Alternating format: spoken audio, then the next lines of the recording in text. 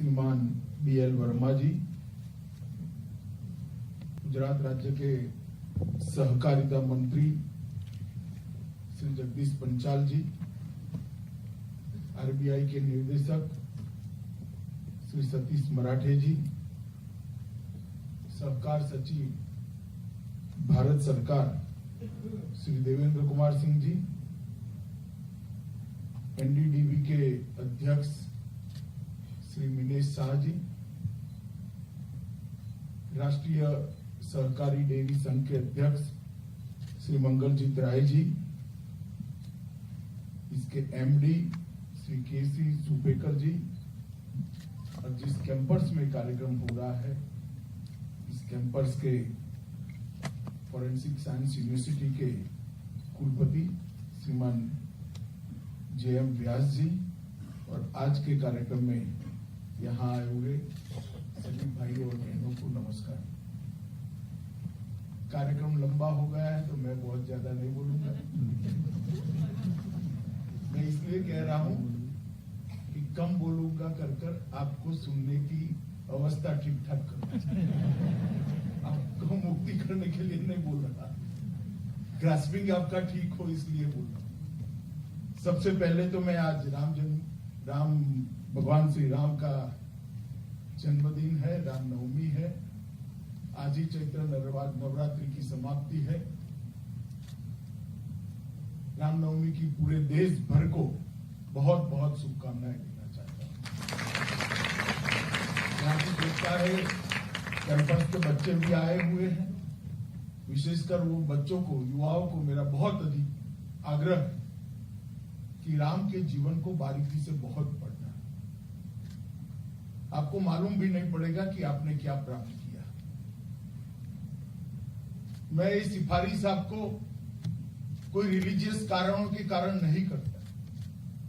मानव जीवन की सभी अच्छाइयों को कितनी उत्कृष्ट जगत तरीके से एक ही जीवन में जिया जा सकता है, इसका अगर कोई उदाहरण ढूंढना है तो प्रभु श्री राम के अलावे मिल ही नहीं सकता।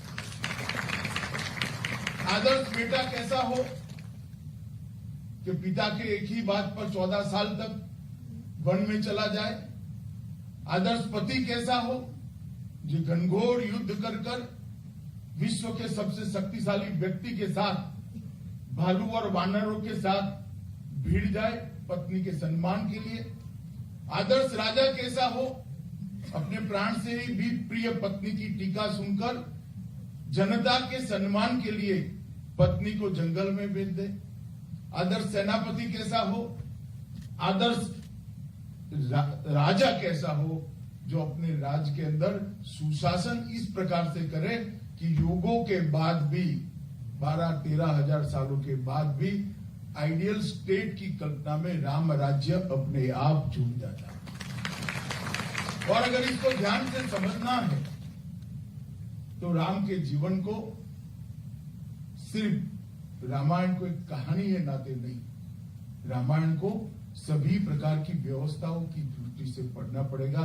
इसके अंदर गुड गवर्नेंस भी है, उसके अंदर मैनेजमेंट भी है, इसके अंदर डिफेंस भी है, इसके अंदर अर्थव्यवस्था भी है।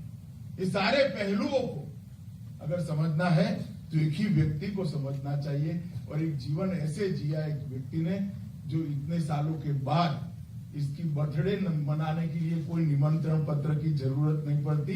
करोड़ों लोग अपने खर्चे से अपने घर में उसका बर्थडे। सभी को मैं राम जन्मभूमि की, राम जन्मदिन की, रामनवमी की बहुत बहुत शुभकामनाएं देता हूं। आज यहां बहुआयामी एक कार्यक्रम हुआ, वेस्ट से वेल्थ के कंसेप्ट को सजीवन करने के लिए गोवर्धन की शुरुआत NDDB करने जा रही है। गुजरात सरकार अपना योगदान दे रही है। डेयरी के क्षेत्र में किसानों तक अपना अधिकार, अपना रुपया पहुंचाने के लिए इलेक्ट्रॉनिक व्यवस्था के साथ जिन लोगों ने अच्छा परफॉर्मेंस किया है, सबको यहां पर अवार्ड्स भी दिए गए। और आज डेयरी संघ के सुवर्ण जयंती का भी अवसर है। ये तीनों फंक्शन, ये तीनों कार्यक्रम एक ही मंच से हो रहे हैं।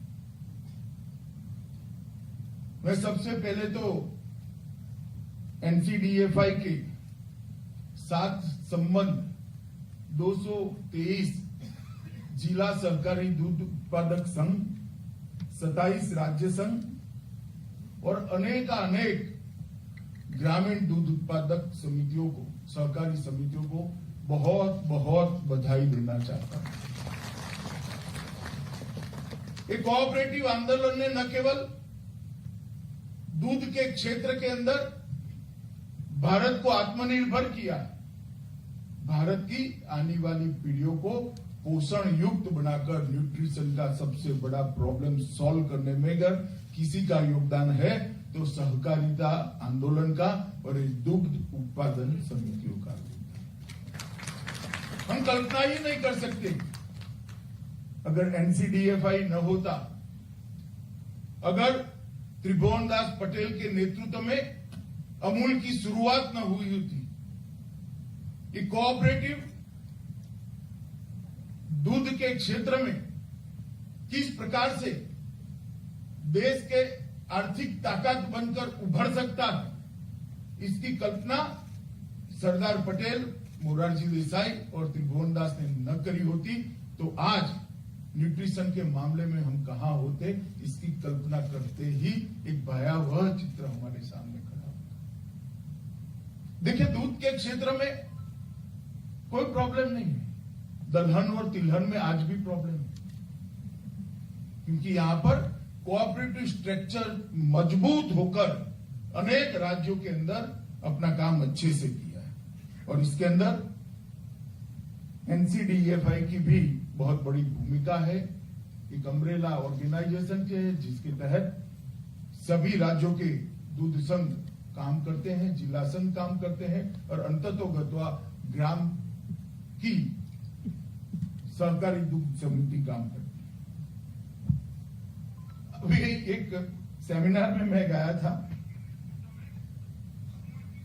वहां एक वाक्य प्रयोग आया तो मैं थोड़ा हंस पड़ा कि दूध का मास प्रोडक्शन। मैंने बोला भैया उल्टा है, दूध का उत्पादन मास प्रोडक्शन नहीं है, प्रोडक्शन बाज मासिस है। बहुत सारे लोगों ने मिलकर बूंद बूंद कर कर ये दूध की धारा दी और इसमें सबसे बड़ा योगदान है तो कोऑपरेटिव क्षेत्र का है। आज एनसीडीएफआई ने, हालांकि कोई भी संस्था 50 साल की जब होती है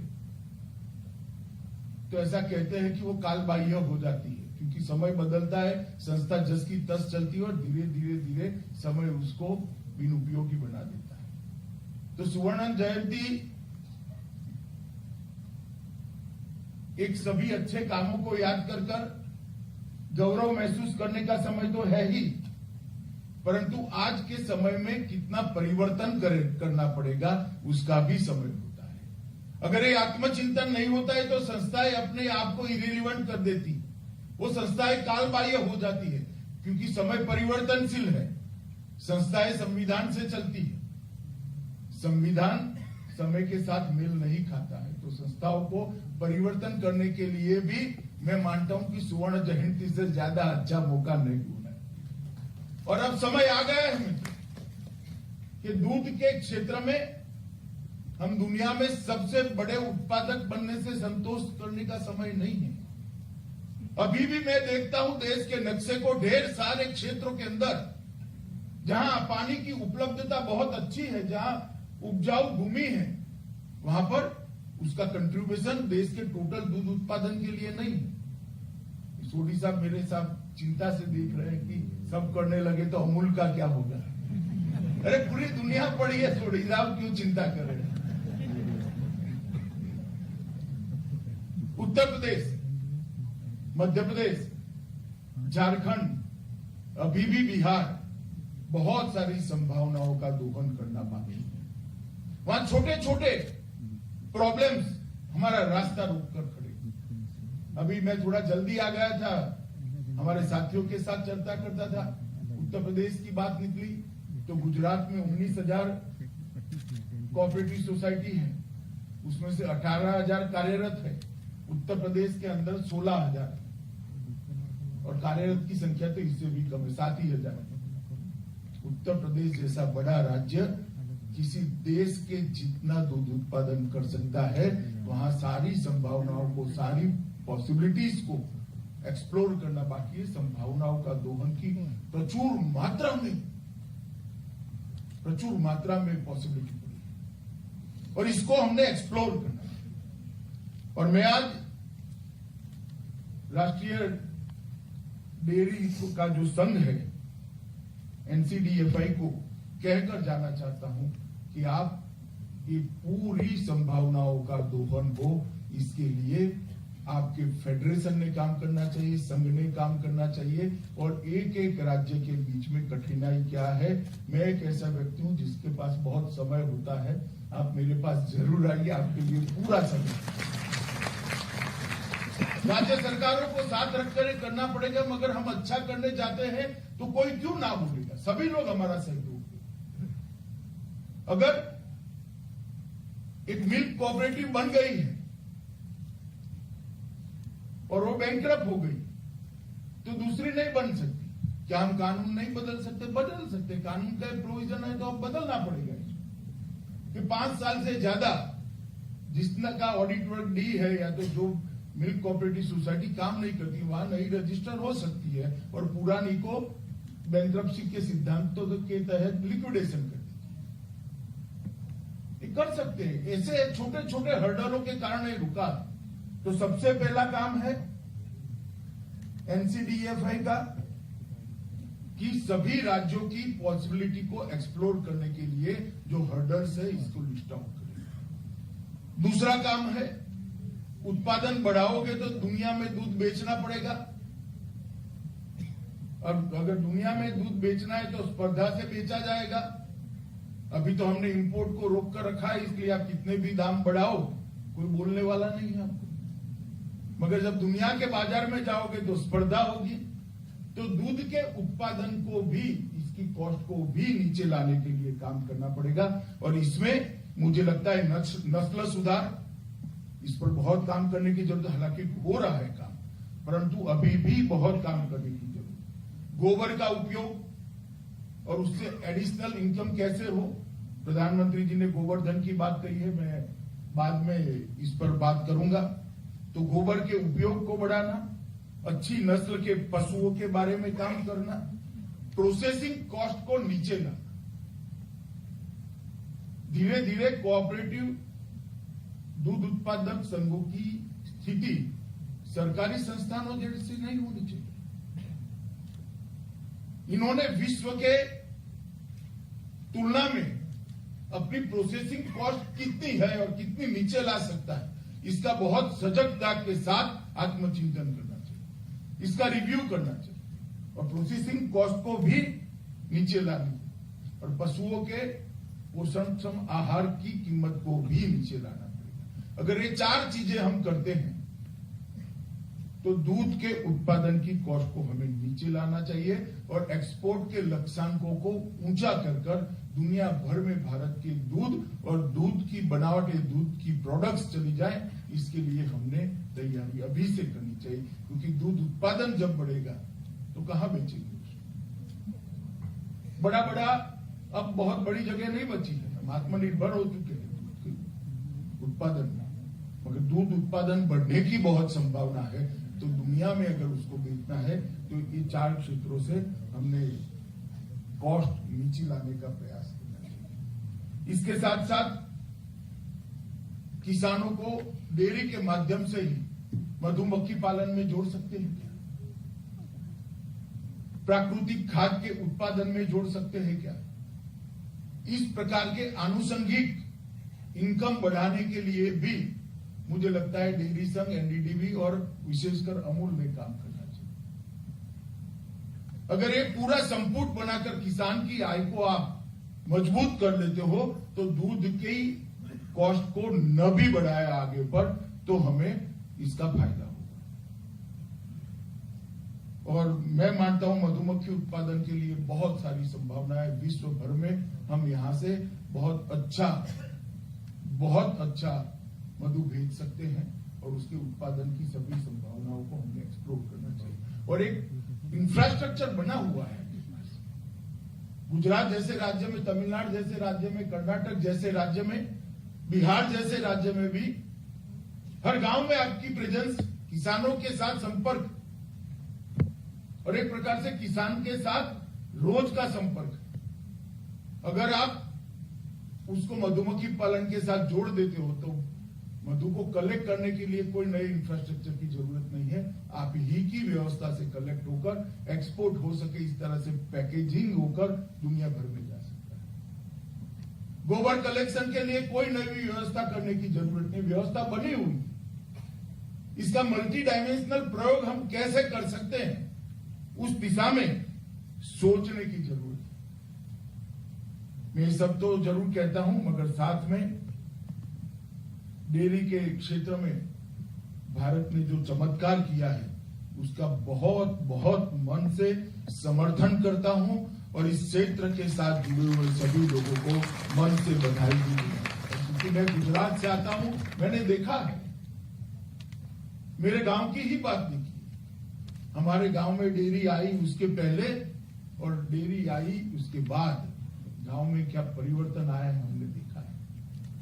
महिलाओं के चेहरे पर मुस्कान आई है, महिलाओं का एम्पावरमेंट डेयरी से ज्यादा शायद किसी बात ने नहीं करा है। जो महिला को कोई पूछता ही नहीं था, 4 भैंस रख ली और डेयरी भरी और शनिवार को चेक आ जाता है, आज उसका सम्मान है, उसका वर्चस्व घर में प्रस्थापित हो चुका है।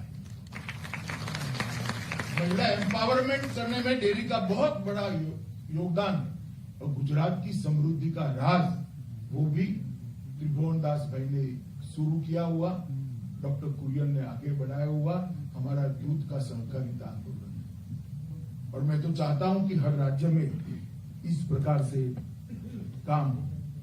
आज राष्ट्रीय डेयरी विकास बोर्ड ने गुजरात में गोवर्धन योजना को एक शुरू करने के लिए गुजरात सरकार और एनडीडीबी ने हाथ मिलाया है। मित्रों, वेस्ट टू वेल्थ का प्रधानमंत्री जी का जो कंसेप्ट है, ये केवल स्वच्छता के साथ नहीं जुड़ा है। ग्लोबल वार्मिंग और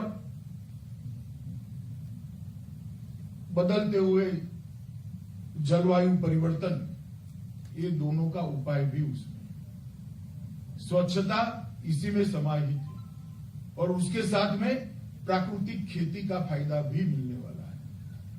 रासायनिक खातर से होती हुई खेती का अनाज खाकर हम हमारे शरीर में अनेक प्रकार के रोगों को निमंत्रित करते थे, हमारा ध्यान ही नहीं होता। जब पिज्जा खाते बहुत टेस्टी लगता है, मगर आपको मालूम नहीं है इसके अंदर 12% फर्टिलाइजर खा रहे हो, वो शरीर के अंदर अनेक प्रकार की विकृतियां खड़ी करता है। और समय आ गया है कि प्राकृतिक खेती की दिशा में भारत को बढ़ाया जाए और विश्व भर में ऑर्गेनिक फूड का जो डिमांड है उसको अगर भारत पूरा कर दे तो हमारे अर्थतंत्र का कायाकल्प हो जाए और इस देश में हो सकता है। उसमें डेयरी सेक्टर का बहुत बड़ा योगदान हो सकता है, क्योंकि प्राकृतिक खेती के लिए जो मूल चीज है वो गोबर है, वो आपके पास। प्रधानमंत्री जी ने गुजरात के राज्यपाल के एक्सपेरिमेंट को बहुत लोकप्रिय बनाया है कि 2 या 4 गाय रखने से ही 30 एकड़ से ज्यादा बड़ी भूमि में प्राकृतिक खेती हो सकती है, उत्पादन भी बढ़ता है और इसके साथ साथ बिजली, हमें ऊर्जा भी प्राप्त होती है। जकारियापुरा मॉडल उसका स्टडी कर अभी शुरुआत में 2 से 5 गांव में लगभग 200 घरेलू बायोगैस संयंत्र की स्थापना करने का जो निर्णय लिया है, मैं मानता हूं इसके इम्प्लीमेंटेशन के बाद गुजरात के किसान का ग्रास्पिंग बहुत तेज है। अगर हर गांव में 2 या 5 शुरुआती गोबर गैस के प्लांट लग गए तो देखते देखते 5-10 साल में हर घर में लग जाएगा जिसके पास पशु है। और अगर इतना होता है तो प्राकृतिक खेती के लिए बहुत बड़ा रॉ मटेरियल मिलेगा। और आज एक और काम हुआ है, वो स्लरी को मार्केटिंग हो सके इस प्रकार के जैविक खाद में बदलने के लिए गुजरात स्टेट फर्टिलाइजर कॉर्पोरेशन के साथ भी एमओयू हुआ है और उसका भी आदान प्रदान हुआ है। आपको किसान तक उसको पहुंचाना, कलेक्शन सेंटर अगर डेयरी बन जाता है, कलेक्शन सेंटर डेयरी बन जाता है तो मैं नहीं मानता इसको गांव के बाहर ले जाने की जरूरत पड़ेगी। गांव में ही किसान उसको ले जाएगा, खरीद कर ले जाएगा। तो गोवर्धन, इससे गैस के उत्पादन और उससे बची हुई स्लरी का खेत के अंदर उपयोग कर प्राकृतिक खेती, और फिर जो बाहर आता है ऑर्गेनिक प्रोडक्ट, वो किसान के सामान्य उत्पाद से 3 गुना दाम मिला सकता है, मगर उसका मार्केटिंग करना है। यहाँ सोडी जी बैठे हैं, मैंने मंच पर अवार्ड देते पहले मेरी फीस ले ली कि भाई क्या हुआ लेबोरेटरी का। उन्होंने कहा पहली लेबोरेटरी हम बनाने जा रहे हैं क्योंकि उसका सर्टिफिकेशन बहुत महत्वपूर्ण है। विश्वसनीयता होनी चाहिए कि ये गेहूं ये दुकान से जो मिल रहा है वो ऑर्गेनिक है, चावल जो मिल रहा है ऑर्गेनिक है, ये सब्जी जो मिल रही है वो ऑर्गेनिक है। तो उसके सर्टिफिकेशन के लिए मैं थोड़ा ज्यादा ही दबाव अमूल पर बनाया हूं कि भाई आप इतना बड़ा कोऑपरेटिव मूवमेंट हो, समाज के भले के लिए आप इनिशिएटिव लीजिए। उन्होंने स्वीकार भी किया है ढेर सारी लेबोरेटरी बनाकर देश भर के अंदर एक ऑर्गेनिक प्रोडक्ट को सेल करने का चेन बनाने के लिए, जो भूमि का भी परीक्षण करेगी और जो उत्पाद का भी परीक्षण करेगी और सर्टिफाइड करेगी कि संपूर्णतया ऑर्गेनिक है। तो मुझे लगता है ये आंदोलन जैसे ही पिकअप होगा बहुत बड़ा फायदा किसानों को होने वाला है, क्योंकि उनको दाम ज्यादा मिलने वाले हैं। और सबसे बड़ा फायदा होने वाला है हम लोगों को, देश के नागरिकों को, जिनको ऑर्गेनिक प्रोडक्ट अवेलेबल हो जाएगी खाने के लिए।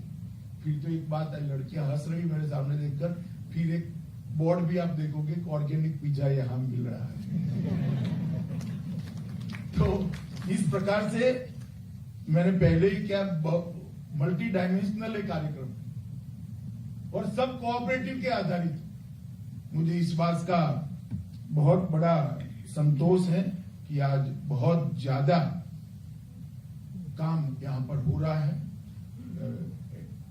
एनसीडीएफआई की बहुत सारी उपलब्धियां हैं, मैं इसमें जाना नहीं चाहता, मगर इतना जरूर कहना चाहता हूं कि नस्ल सुधार के लिए और देसी नस्लों के रख रखाव के लिए ज्यादा काम करने की जरूरत है। आप कर ही रहे हो, परंतु ज्यादा काम करने की जरूरत है, क्योंकि देसी नस्ल जो हमारी है, इसके गोबर में जितना प्राकृतिक खेती को बढ़ावा देने की क्षमता है, विश्व की कोई नस्ल के अंदर नहीं है। ये परिणाम सिद्ध हो चुका है।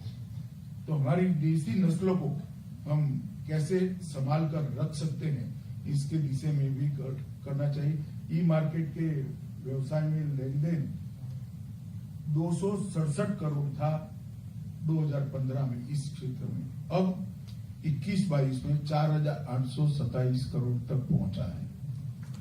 बहुत अभिनंदन। मगर क्या हम लक्ष्य रख सकते हैं कि आपके संघ के जितने भी सभासद संघ है, वो सभी अपने सदस्य को इलेक्ट्रॉनिक तरीके से ही पेमेंट करेंगे? अगर ये कर देते हैं तो बहुत बड़ी क्रांति होगी। उसके बैंक अकाउंट में ऑटोमेटिक पैसा ट्रांसफर हो जाएगा, कोई शोषण भी नहीं होगा और कोई घपला होने का संभावना भी बहुत कम हो जाएगा। मित्रों, एक और बात के लिए दूध उत्पाद करने वाले सहकारी संघों को मैं बधाई देना चाहता हूं कि कोविड-19 के दौरान जब लॉकडाउन चलता था, तब मुझे सबसे बड़ी चिंता थी दूध की सप्लाई चेन हमारी बिखर न जाए, और एक बहुत बड़ा आंदोलन बना है। एक किसान अगर दूध उत्पाद करता है और वो दूध कलेक्ट नहीं होता है तो उसकी स्थिति क्या होती है हम कल्पना नहीं कर सकते। मैं उस वक्त शुरू में चिंतित होकर रोज सोडी जी को फोन करता था, कलेक्शन कितना हुआ, डिस्ट्रीब्यूशन कितना होगा, मगर 10-15 दिन के बाद मैंने पूछना छोड़ दिया, क्योंकि सब कुछ बहुत अच्छे से चल रहा है। 130 करोड़ के देश को एक कोऑपरेटिव सेक्टर के माध्यम से लॉकडाउन के अंदर भी उसका बच्चा दूध के बगैर न रह जाए, इसकी व्यवस्था ये फेडरेशन ने की है। मैं बहुत बहुत मन से साधुवाद देना चाहता हूं कि आपने बहुत बड़ा काम किया। मित्रों, डेयरी क्षेत्र में ढेर सारी संभावनाएं पड़ी हैं और ये जो नेटवर्क बना है लगभग 1.94 लाख गांवों का जो नेटवर्क है, उसमें 27 राज्य दूध संघ है, 223 जिला दूध संघ है, 1,94,00,000 गांव की दूध उत्पादन समितियां हैं और 1.94 लाख गांवों के किसान इसके साथ जुड़े हैं और लगभग 17 करोड़ से ज्यादा किसान हर रोज अपना दूध एक कोऑपरेटिव को भेजते हैं और 2021 में 65,000 करोड़ का भुगतान इस संघों के माध्यम से किसानों को हुआ है। 65 करोड़। कोई कल्पना नहीं कर सकता। कोऑपरेटिव मंत्रालय जब मुझे दिया, बहुत सारे लोग मुझे पूछते थे इसमें क्या करोगे, मैंने बोला मैं तो क्या करूंगा वो देखकर बताऊंगा, मगर बहुत सारे लोगों ने काफी कुछ किया है। अमूल सबसे बड़ा सक्सेस स्टोरी है, इफको बहुत बड़ी सक्सेस स्टोरी है और छोटी छोटी विधवा और त्यक्ता महिलाओं ने लिज्जत पापड़ बनाया है, वो भी कोऑपरेटिव है। आपको मालूम भी नहीं होगा कि आप कोऑपरेटिव से बना हुआ पापड़ खा रहे हैं। मित्रों, ढेर सारे इनिशिएटिव इसके माध्यम से लिए जा रहे हैं और मोदी जी ने जब अलग मंत्रालय बनाया, मेरे लिए सौभाग्य की बात है, मुझे ही इसकी जिम्मेदारी दी है। मैं राजनीति में कम आयु बड़ी आयु में आया, मगर कोऑपरेटिव का चुनाव मैं 19 साल की उम्र में पैक्स का चुनाव लड़ा, तो मैं सबसे पहले कोऑपरेटिव कार्यकर्ता बना था। बाद में राजनीति के क्षेत्र में आया। सहकारिता मंत्रालय ने ढेर सारे इनिशिएटिव लिए हैं। पहली बार बजट आया है, 900 करोड़ से ज्यादा रुपया भारत सरकार इसके लिए आवंटित की है, मगर मैचिंग ग्रांट है राज्यों के मिलकर और कोऑपरेटिव सोसाइटियों के मिलकर। ये बजट बहुत बड़ा होना है। सरकार ने सहकारी समितियों के लिए टैक्स के जो प्रॉब्लम थे इसको भी एड्रेस किया है। सरकार ने सहकारी चीनी मिलों के बहुत पुराने प्रॉब्लम से उसको रिट्रोस्पेक्टिव इफेक्ट से सॉल्व किया है। पैक्स के कंप्यूटर हर पैक्स को मिले और उसका डिजिटीकरण हो, इसके लिए 350 करोड़ रुपया देकर सभी की सभी 65,000 प्राइमरी एग्रीकल्चर कोऑपरेटिव सोसाइटी को हम कंप्यूटराइज करेंगे। पैक्स का जो सॉफ्टवेयर होगा वो ही जिला बैंक का होगा, वो ही स्टेट कोऑपरेटिव बैंक का होगा और अंततः वो ही नाबार्ड का होगा। तो पूरी व्यवस्था ऑनलाइन और पारदर्शिता के साथ ट्रांसपेरेंट हो जाएगी। मुझे विश्वास है कि दिसंबर आते आते इसका पायलट प्रोजेक्ट भी कई राज्यों में एक साथ हम ले रहे हैं, हम कर पाएंगे और एक बहुत बड़ा प्रोजेक्ट है। मुझे यहाँ एक डिमांड कर दिया गया, परंपरा है, कोई मंत्री आते हैं तो मांग करना। भाई ये ग्रामीण दूध सहकारी कोऑपरेटिव मतलब दूध की जो सहकारिता समितियां हैं वो क्यों सरकार से पैसा, आप तो मुनाफा कमाने वाले लोग होंगे। गुजरात में शायद सबका कंप्यूटराइजेशन हो गया है, सरकार ने कितना पैसा दिया है, फिर भी आपके मन में अगर कोई सहायता की कल्पना है तो जरूर आपका प्रपोजल मुझे दीजिए। मेरा मानना है कि जो बेटा कमाता है उसने ज्यादा मांगना नहीं चाहिए, जो भाई नहीं कमाता है उसके लिए थोड़ा स्पेयर करना चाहिए। मगर ये बहुत जरूरी है कि 1,94,000 सारी ग्रामीण दूध उत्पादक मंडियों को कंप्यूटराइज किया जाए और उसको करना चाहिए। एक बहुत बड़ा सहकारी प्रशिक्षण का कार्यक्रम भी हम लेकर आ रहे हैं और वैकुंठ मेहता राष्ट्रीय सहकारी प्रबंधन संस्थान को इसका नोडल एजेंसी भी हमने बनाया है। सहकार नीति के लिए भी हम मसौदा तैयार कर रहे हैं। यहाँ मराठी जी बैठे हैं, मैं सभी को कहना चाहता हूँ कि इसके अंदर आपके इनपुट्स सहकारिता सचिव को आप भेजिए। राष्ट्रीय सहकारी डेटा बैंक भी बनाना चाहते हैं, इसकी शुरुआत हो चुकी है। इसका एक फॉर्मेट बन रहा है। कुछ ही महीनों के अंदर पूरे देश भर में छोटे से छोटे गांव में भी अलग अलग प्रकार की, चाहे मछुआरों की कोऑपरेटिव होगी, चाहे उत्पादन करने वाले मैन्युफैक्चरिंग की होगी, चाहे टेक्सटाइल की होगी, चाहे चर्म उद्योग की होगी, चाहे दूध की होगी, एग्रीकल्चर की होगी, या मार्केटिंग से जुड़े हुए व्यवसायों की, कंस्ट्रक्शन की होगी, हर प्रकार की कोऑपरेटिव को एक डेटाबेस के अंदर लाकर इसको स्ट्रीमलाइन करने के लिए भी हमने काम शुरू किया है। मुझे भरोसा है कि मार्च 2023 तक ये डेटाबेस हम तैयार कर देश को समर्पित करेंगे, जिसके आधार पर इसके कई सारे एनालिटिकल टूल के आधार पर इसका एनालिसिस, इसका स्टडी और इसके उपाय भी हमारे यंग बच्चे ढूंढ पाए, इसके लिए हम काम करेंगे। मित्रों, आज मुझे बहुत आनंद है कि आपके बहुआयामी कार्यक्रम के अंदर आपने यहाँ मुझे बुलाया, मगर मैं फिर से कहता हूँ कि डेयरी ने अब किसानों की आय बढ़ाने के लिए आनुषंगिक चीजों को डेयरी ने ही गोद लेना चाहिए, डेयरी ने ही एडॉप्ट करना चाहिए और डेयरी ने ही ये कल्पनाओं को जमीन पर उतारना चाहिए। चाहे गोवर्धन की योजना हो, चाहे मधुमक्खी पालन की हो, चाहे सूर्यमुखी का एरिया बढ़ाना हो, या चाहे किसानों को दलहन की दिशा में ले जाना हो, ये सारे काम, ऑर्गेनिक फार्मिंग हो, प्राकृतिक खेती हो या ऑर्गेनिक प्रोडक्ट का मार्केटिंग हो, इस सब में डेयरी ने थोड़ा इनिशिएटिव लेना चाहिए, क्योंकि 1,94,000 गांवों के साथ आप किसानों से साथ जुड़े हैं।